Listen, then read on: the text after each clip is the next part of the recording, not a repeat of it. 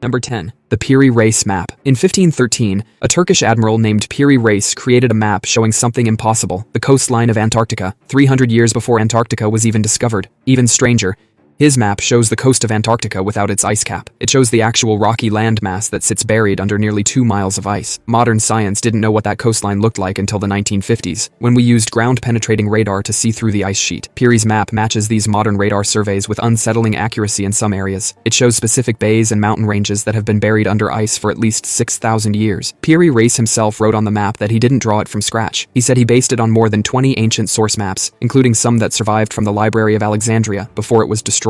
This suggests an unknown ancient civilization, with advanced navigation and mapping technology, charted the globe at a time when Antarctica was ice-free. That would rewrite everything we think we know about the ancient world. Number 9. The ruins of Mohenjo-Daro. In Pakistan lies the 4,500-year-old ruins of a city called Mohenjo-Daro. When archaeologists first excavated the site, they found dozens of skeletons scattered in the streets, not in proper graves. These people seem to have dropped dead right where they stood. But here's where it gets weird. At one specific location in the city, the rocks and clay bricks were vitrified. That means they were melted and fused into glass. To vitrify brick and stone, you need intense, sudden heat, reaching temperatures over 2,700 degrees Fahrenheit. That's hotter than most large building fires. This led some early researchers to propose a wild theory. They pointed to ancient Sanskrit texts like the Mahabharata, which describe a superweapon creating an incandescent column of smoke and flame as bright as 10,000 suns, leaving a path of death and destruction. Today, mainstream archaeologists explain the skeletons are from different time periods, and the vitrification could have come from ancient pottery kilns. But the mystery of what happened at Mohenjo-Daro was so strange upon its discovery that some believed the only explanation was a cataclysm that proved too much for our understanding of the ancient world. Number 8. Tesla's seized papers. It's January 1943. Nikola Tesla, one of history's greatest inventors,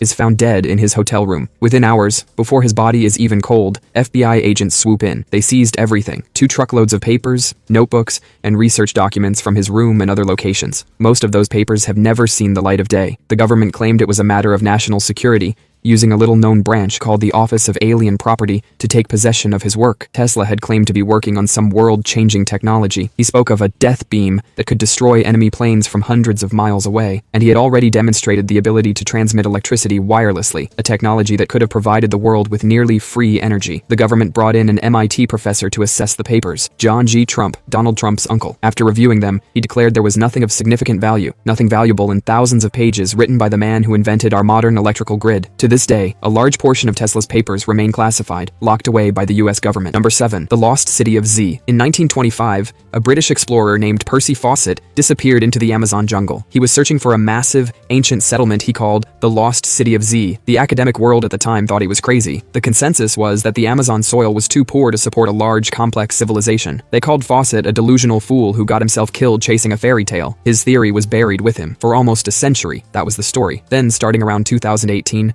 scientists used LiDAR technology, lasers mounted on planes that can see through the jungle canopy, and they found it. Right in the area where Fawcett was searching, they discovered the remains of a vast, sophisticated urban society. Hundreds of massive geometric earthworks, perfectly straight roads, plazas, and canals, all hidden under centuries of jungle growth. This civilization could have housed up to 1 million people. The academic establishment had buried Fawcett's claims for decades because they didn't fit the narrative. Turns out he wasn't crazy. He was just 100 years ahead of his time. Number 6. The Sphinx water erosion problem. The Great Sphinx in Egypt might be way older than the history books tell us, thousands of years older than ancient Egypt itself. Geologist Dr. Robert Schoch looked at the Sphinx and noticed something didn't add up. The body of the Sphinx and the walls of its enclosure have deep, vertical grooves. These aren't the horizontal marks you'd expect from wind and sand erosion. They're classic signs of water erosion, caused by thousands of years of heavy rainfall. But here's the problem. The last time the Sahara had enough rainfall to cause this kind of erosion was over 7,000 years ago, and possibly as far back as 12,000 years ago. According to mainstream history, the Sphinx was built around 4,500 years ago. The evidence is literally carved in stone. Mainstream Egyptologists refused to accept the geology, arguing it couldn't possibly be that old. The geologists who proposed this were basically told to stay in their lane, because accepting this evidence means accepting that an advanced civilization existed thousands of years before we thought possible. Number 5. The Vela Incident. It's September 22, 1979, and a US satellite named Vela is scanning the South Atlantic for nuclear test flashes. Suddenly, its sensors pick up something unmistakable, the distinctive double flash of a nuclear explosion.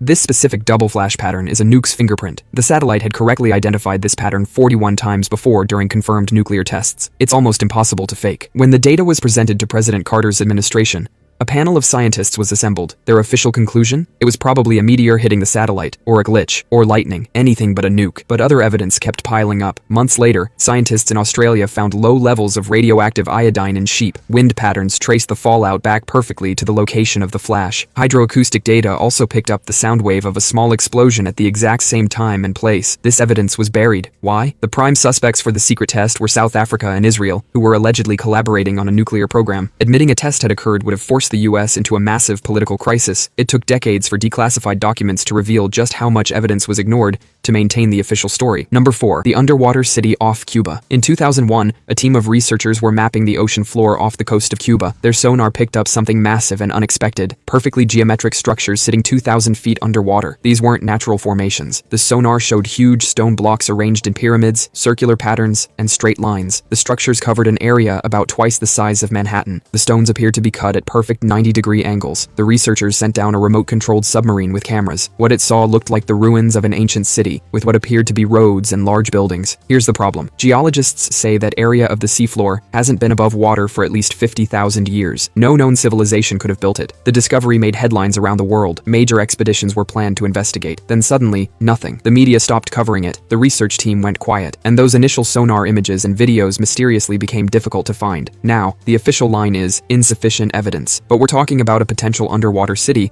that simply shouldn't exist. Number 3. The giant skeletons that vanished. You're a farmer in America, 1800s, just trying to clear a field or dig a well, but instead of rock, you find a massive human skull. Between the early 1800s and 1900, over 1,000 newspaper reports documented giant skeleton findings. We're talking respected papers like the New York Times and Scientific American. The skeletons were consistently reported as being between 7 and 10 feet tall. Some were said to have double rows of teeth, like a shark's mouth and a human skull. These giants were found in elaborate burial mounds, often with sophisticated copper weapons and armor. Almost all of these specimens were reportedly sent to one place, the Smithsonian Institution. But when researchers today try to track them down, they're gone. The Smithsonian states they have no records of ever receiving these specimens, and that the stories were likely hoaxes or misidentified mammoth bones. But we have the newspaper articles. We have field reports from the era. Hundreds of different newspapers, across different states, over many decades, all reported the same thing. According to some researchers, finding giant skeletons in these mounds would have complicated the accepted story of human history in the Americas, maybe a little too much. Number 2. The Kensington Runestone. In 1898, a Swedish farmer in Minnesota named Olof Oman was clearing his field when his plow hit a massive stone slab. It was covered in strange symbols. They were Norse runes, the ancient writing of the Vikings. The inscription tells the story of an expedition of 8 Swedes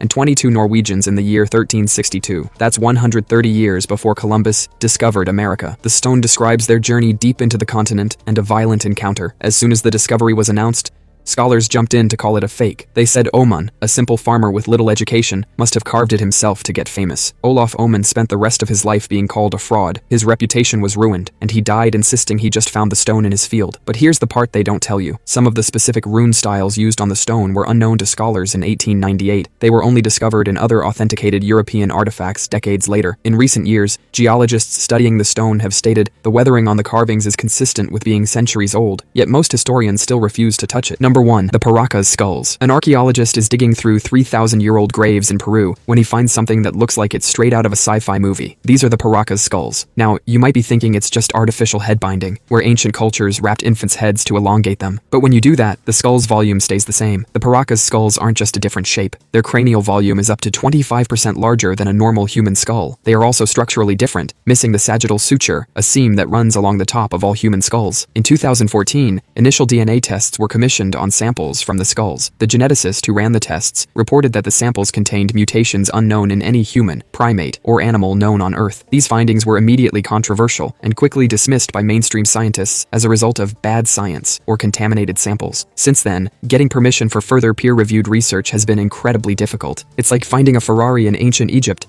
and everyone just agrees to call it a weird-looking chariot and walk away.